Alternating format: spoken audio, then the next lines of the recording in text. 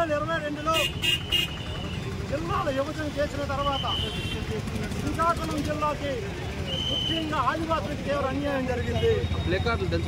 ఈ రోజు ఉమ్మడి జిల్లాలో ఆదివాసి మైమైకంగా ఉంటే ఆ సీతంపాటి ఐటీడీని కలిపితే కనీసం పాలకుల ప్రతిపక్షంలో ఉన్నప్పుడు ఆదివాసుల కోసం మాట్లాడలేదు. ఇప్పుడున్న ప్రభుత్వం తెలుగుదేశం పార్టీ 2022 నుంచి ఈ రోజు వరకు ఆదివాసీ సంక్షేమ పరిషత్తు అలుపెరగడ పోరాటం చేస్తుంది.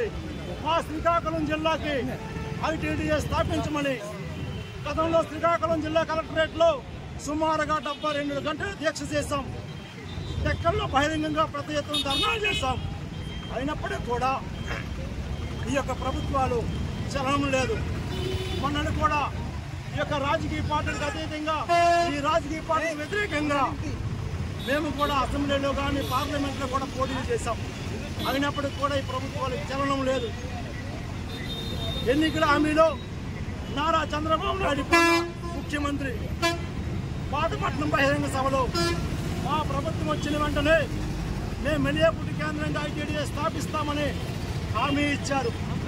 ఈరోజు ప్రభుత్వం ఏర్పడి కూటమి ప్రభుత్వం ఏర్పడి నేటికి 4 నెలలు గడుస్తుందో ఆదివాసుల కోసం ఎక్కడ కూడా అసెంబ్లీలో తీర్మానం కానీ ఆదివాసుల కోసం ఎక్కడ కూడా ఆదివాసుల కోసం ఎక్కడికైనా ఒక పని చేశామని కూడా అసెంబ్లీలో చెప్పుకోకపోవడం ఈ ప్రభుత్వానికి సిగ్గుచేటు.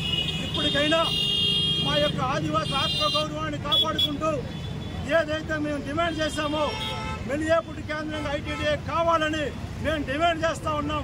ఆ డిమాండ్కు గత ప్రభుత్వంలో గత ప్రతిపక్షంలో ఉన్నప్పుడు ఇదే కోన రవికుమార్ గారి జిల్లా అధ్యక్షుడిగా ఉన్నప్పుడు మేము అధికారంలోకి వచ్చిన వెంటనే మెలియాపుట్టి కేంద్రంగా ఐటీడీఏ ఇస్తామని హామీ ఇచ్చారు. చంద్రబాబు నాయుడు కూడా హామీ ఇచ్చారు.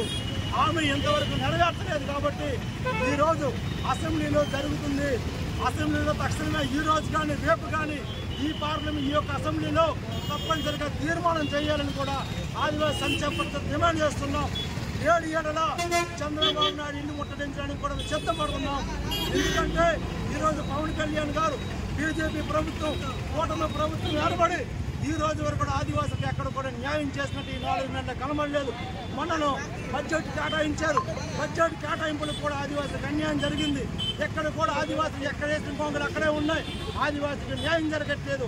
ఈ శ్రీకాకుళం జిల్లాలో ఉన్న ఆదివాసులకు 2 లక్షల మంది ఆదివాసులకు న్యాయం జరగాలంటే మెలియాపుట్టి కేంద్రంగా ఐటీడీఏ స్థాపించాలి.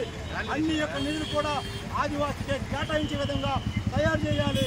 ఈరోజు గత ప్రభుత్వంలో కూడా మెలియాపుట్టి కేంద్రంగా ఐటీడీఏ కావాలని డిమాండ్ చేస్తే అప్పుడు ప్రభుత్వము శ్రీకాకుళం జిల్లాకి ఈడీ సెక్షన్ అమలు చేయమని జీవో అమలు చేసినప్పుడు కూడా ఈరోజు పార్లమెంట్ సభ్యులు పలాసాకి విమానం తీసుకొస్తామంటున్నారు.